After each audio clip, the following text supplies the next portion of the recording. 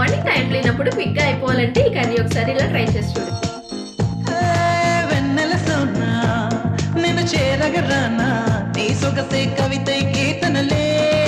పాడే వేళ ఓ hyper tension తలకెక్కి ఆడేసైనా అంటే నీకొక అలర్జీ కాదా ఈమెని చూస్తేనే నీకెంతో ఎనర్జీ కాదా నన్ను ఏదో చేసేసిందంట